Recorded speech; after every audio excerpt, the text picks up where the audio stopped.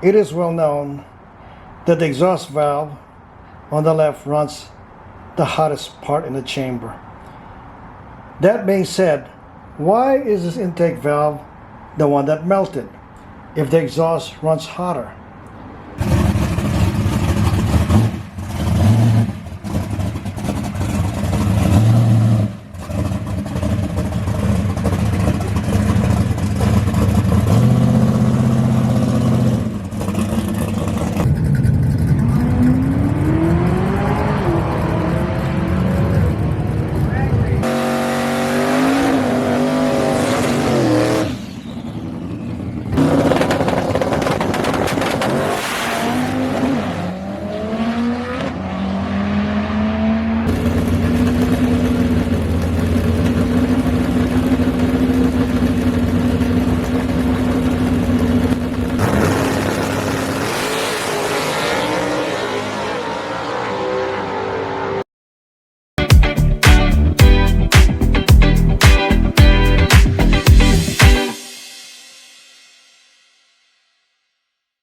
Good morning, good day, good evening, whatever part of the world you're viewing this channel from. Welcome to BENALAMEDA Racing. Excuse me, I got this doggone hiccups that's going on for days, so I get this thing a little bit, there we go again. But anyway, today we will talk about the piston situation, how the inlet side of the piston melts. And we all know for a fact that the exhaust is the hottest part of that combustion chamber, because that's where all the exhaust gases go, exit the head. And the intake valve, having fuel and air, or fresh fuel and air going in through its diameter, tends to run cooler than the exhaust, comparatively speaking. But what is actually going on is that doggone intake valve, or intake side of the combustion chamber nearest the cylinder wall, is the one that actually starts to melt. And I will try to explain that as best I could. And years ago, I remember some top guy import guys out here in California called me up, and they're running nitrous oxide with their turbocharger. And they said, "Hey Ben, we have an issue here. We blew the combustion chamber. Heavy boost and nitrous." I said, "So how bad is the intake side? You know, around the combustion chamber?" They go, "Huh? How'd you know that?" Well, we have the same situation with the V8s. And not that long ago, I even saw on Facebook somebody posted a question: "What happened here? How come the intake side melted?" And it was, in that particular instance, a big block Chevrolet. So I will try to highlight this and explain what happened. I'd like to be more precise in my explanation, and unfortunately it's a struggle sometimes, because you're going after comments from other parts of this world, even in the United States. I've seen one post one time, and where it said they're talking about a motorcycle, and they're talking about the aerodynamics, and that title was "The Dynamics of Aerodynamics." How can you explain the dynamics of aerodynamics when the word dynamics is already in aerodynamics? It's like saying, "I'm gonna make you a bacon wrap bacon sandwich." Come on. You know, the word is self-descriptive, all right? And they proceeded to talk about the aerodynamics of the bike, being the exhaust muffler turned in outside or into the body at like a couple of degrees in there. Okay, granted. But they never said or showed the fact that you could put a motorcycle in a wind tunnel and take all your coefficient of drag numbers. That would hardly matter if you don't have a rider on top of that bike. Therefore, all that exercise is null and void, because, come on, you know, when you look at a motorcycle pipe, it's shaped like a bullet. And then when you put the rider in front of that, all hell, all kinds of turbulence happens behind the rider's leg. Okay, so when you talk about the dynamics of aerodynamics and talk about a wind tunnel testing a motorcycle, but the doggone thing, you don't have a rider in front of it, what good is it? All right, as far as I'm concerned, the guy's helmet, the guy's body, even if you have fender flares, the legs, all that becomes part of the drag coefficient or drag number that you're going to generate. Maybe with a small rider, excuse me, you have a little less intrusion into the aerodynamic envelope.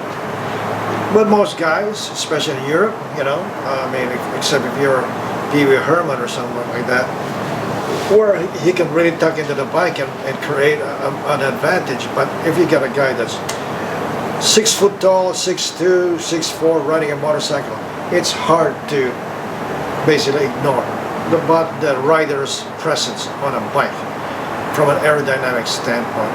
It all comes into play. So this is the issue that I'm with. This is like years ago, they showed somewhere out in Asia, a dragster with a 6-cylinder, I think it's a 2JZ engine, and the turbo is way up there, way on the very, excuse me, top by the wing of the dragster. Why? We know for a fact that the turbo works by heat. The presence of heat propels the turbine, and the closer you bring it to the cylinder head with the proper piping, the more efficient your system is going to be. But when you take it downstream all the way outside, you know, 3-4 feet away from the cylinder head, you're not doing yourself a favor. Oh, it worked great. Okay, it worked great. I doubt it. Okay, so turbo lag is going to be worse. It's going to take a while. When you're talking 1/8 mile racing, even 1/4 mile, you need that power now. If you have some kind of lag, turbo lag gets worse when the longer it is. That becomes, but this is what we're battling here, and I like my channel to make it clear, more in a precise, more accurate way of describing things and how they happen, and why, and what are the fixes, and we try our best to do that. Anyway, here we go. Let's talk about piston melting on the intake side. It is well known that the exhaust valve on the left runs the hottest part in the chamber. That being said, why is this intake valve the one that melted if the exhaust runs hotter? Same thing on this other cylinder. The intake valve area is the one that got hot and melted, whereas the exhaust stayed relatively okay. The hole in the bottom is from the debris that came out of that and dropped on the quench side of the combustion chamber and punched a hole in it. Big chunks of it came off and got trapped between the quench and the cylinder head. What happened here? What caused it? What caused that? We'll talk about that today. Okay, what we have here is a cross section of an intake port. It so happens it's a Ford. At high RPM, what you see here, the flow path is actually this way, straight out through the long side. All right, it doesn't go this way like it does on a flow bench. It actually wants to run straight and here. The situation that happens when this pistons actually lean out and burn up around the intake port or intake valve relief is the velocity of the incoming air. All the heavy air and fuel molecules slam on the long side right about here. And a lot of them cannot negotiate this turn. As you see, it has a very good short side. It cannot take that turn with the air, and the fuel molecules tend to slam because they're heavier, and they cannot negotiate this turn. So you have a very lean condition right about this area here.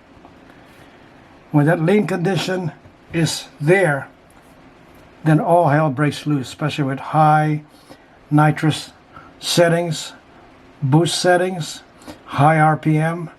That is extremely lean in that general area. Okay, we'll try to touch on this. In the previous illustration where I showed the short side of the port, where they come in this way, then they dump into the cylinder. But what actually happens is that most of the inertia, or should we say, the port is traveling at a fast speed, and the heavier fuel molecules couldn't quite take the turn. Therefore, when they come in, they tend to slam right there. All right? So it come in this way, and it couldn't quite take the turn, and the heavier fuel molecules go straight and slam into that combustion chamber right there. And the piston and its upward movement tend to push them all, and they go like this, and eventually a lot of the fuel molecules are all on this area here. We said correctly that the exhaust valve is indeed hotter, but the presence of the super rich condition right about this general area tend to help cool that charge, that area effectively. All right, and remember, the exhaust valve still hasn't opened up yet. Combustion hasn't initiated yet. But with all the wetting, sometimes right around the spark plug area, that's why there's a bad design cylinder head out there. When it accumulates a lot of wetting around the spark plug area, you're going to have bad response because the spark is be dampened big time. All right, so you have wetting a little bit past the spark plug area, especially on this AFR head, and a lot of the fuel reside right about here.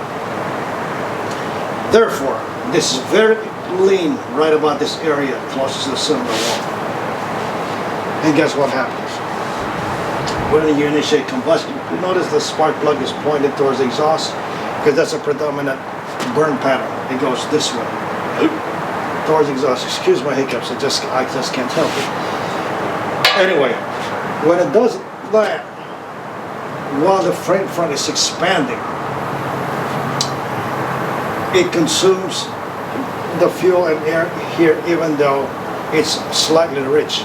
The combustion chamber is not evenly distributed as far as air and fuel. There are rich and lean areas, and definitely very rich here.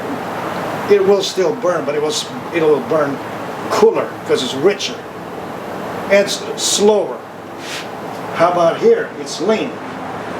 It's going to burn hotter because there's less fuel present, more air, and the molecules are farther apart, so the flame propagation is a lot slower around this general area. Water is expanding and the piston climbing up pretty fast. There's a pressure and temperature build up here while it's all the fuel and air is being consumed around this general area.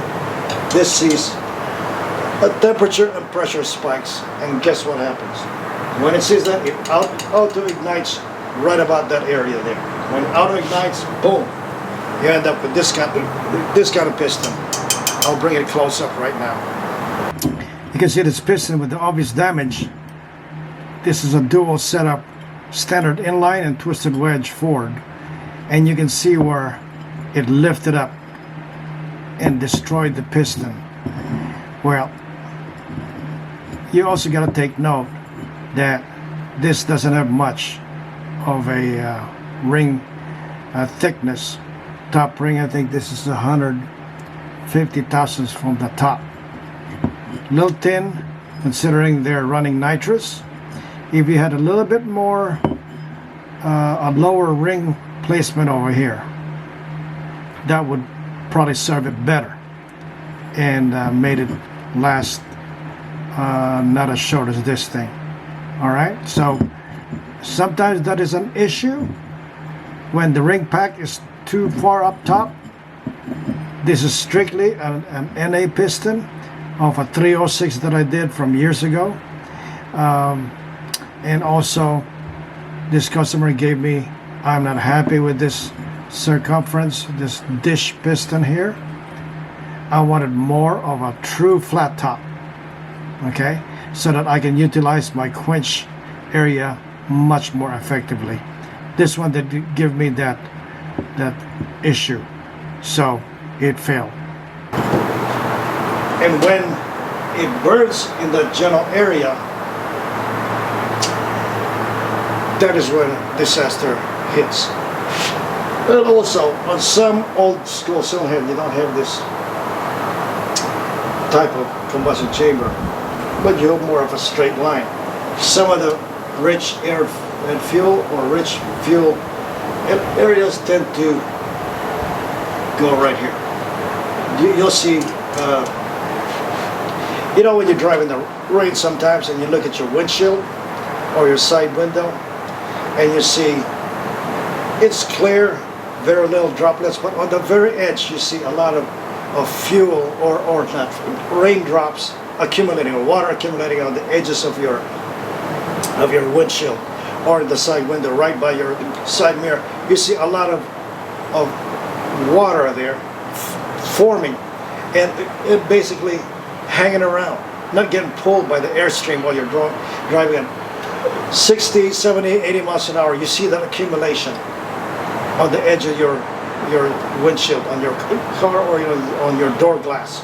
You see the accumulation of water. I should say, yeah, we can say it's droplets, but that's exactly what happens. There's an accumulation right about here. Okay, they formulate, and that part keeps this exhaust side very cool, or cooler. All right, and then finally, when the piston comes up, remember, if this new combustion chamber, the AFR likes somewhere around 34 degrees total time. On the Chevrolet, they like about 36. So suddenly, you ignite the spark, starts to propagate, and then the higher the compression, slam, blam, blast all the air-filled molecules and spread them all. Unfortunately, it's a little too late for that area. Okay, when the quench comes in, it's important you have a very tight quench because it's a slapping motion. It blasts all the fuel, and some of them are hanging around here, just like on the side of your windshield or your mirror, side window in your car. They're hanging around here as well. But that keeps the exhaust cool, and there's nothing here, nothing of that scenario on the intake side. And that is where you would have this issue with the intake valve. Burning is not very pretty. It sure is. And trying to get your quench where it's not too tight, that it prevents the fuel from the air fuel to burn across that area and consume that unburnt area. Or if it's too loose, it doesn't do anything. What actually happens is that as soon as it starts to propagate, it goes from a slow burn to an explosion. And usually it goes in that general direction as well. It will ignite right there. If the pressure and temperature spike doesn't pre-ignite that area pre-ignite that area, then you have the issue about blowing up the top of the piston. Because if you consume the air fuel there, then there's really hardly anything to detonate or, to light up and bring up a secondary flame from. That is all done. And looking at this one here, is the same. Now, air fuel comes in here at a high angle, again, they slam towards the long side. I don't know if you can see that on the long side, and they end up slamming right here on this side of the exhaust. Even though it's a turbocharged 4-cylinder, right here, I was showing the video. And the same thing when you have an intake and exhaust and valve relief. All right, and as the exhaust, everything slams into there.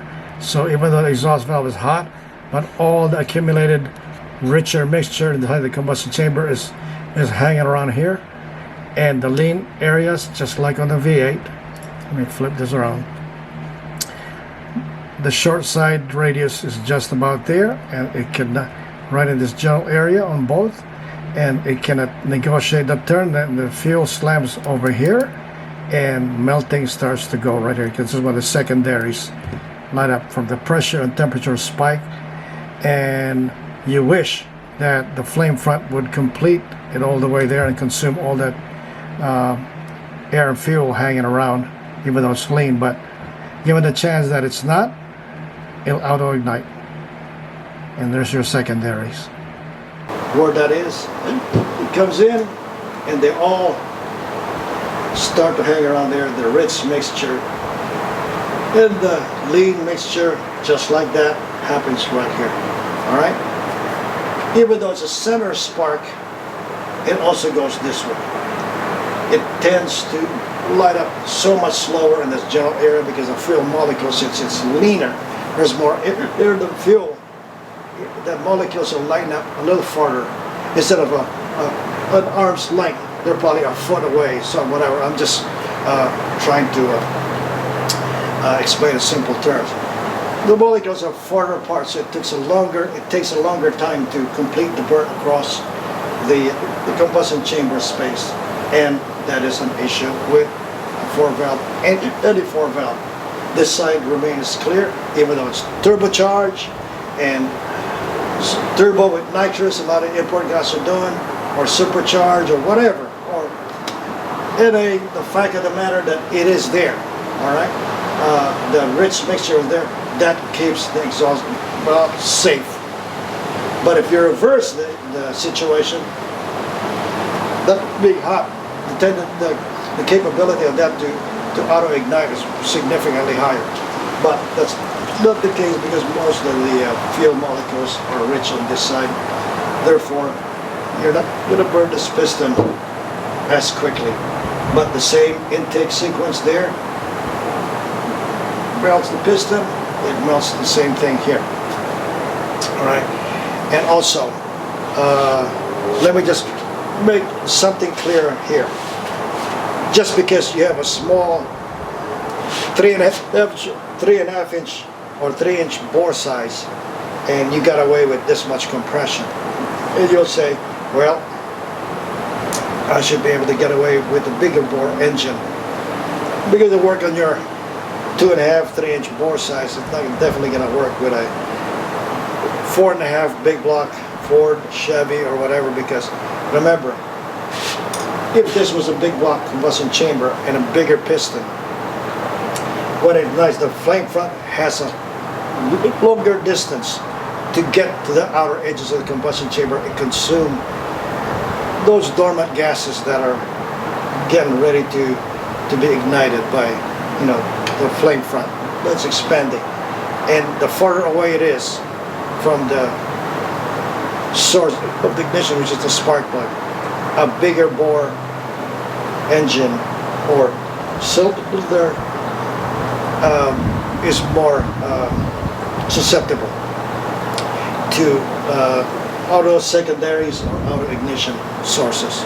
All right. So when you have a small piston diameter, 2.5 or 3-inch, some of these V6 guys, it's so much easier because you can spread the flame front across a lot easier than you would with a 4-inch bore piston. And this piston, all right, there's a big difference, and both of them pretty much has an ignition source right here and right there, and it's going to have a hell of a time getting to the end without actually auto igniting, whereas here it already does. All right, so in fact, let me bring you a close-up picture of this piston here of a turbocharged big block, and I'll show you what is going on right now. What you're looking at is a big block Chevy piston. One of the issues is that before you start to melt the intake relief, here's an indication when you take your engine apart. You notice that's lifting right there? This one here already has a very thick top ring and a real low ring placement. And it's got a zero gap, as you can see. It's got a zero gap ring. And still wasn't able to contain because this one basically leaned up. The setting wasn't very good. Now, when you take these pistons, one indication that when you try to roll them and see if they're free, once you take them apart and they're binded, start looking for this issue right here. And you can see right there the discoloration. And let me see if I can bring it closer. Nope, there you go. You can actually put a feeler gauge there, a 3,000 feeler gauge, which you can't do over here because it's really snug in there. Not super tight snug, but you can really see the lifting. All right, and you can tell this is even bloated a little bit up here. Okay, so guys, take note. All right, and sometimes this is so bad yet you can feel it around here. It's like a sandpaper. It's about to go. Right now I can feel there's a bump right about there. Okay, so take note of that, guys. There's a big block Chevy turbo piston, and you can see the issue at hand, how that is an indication when you take the suckers apart.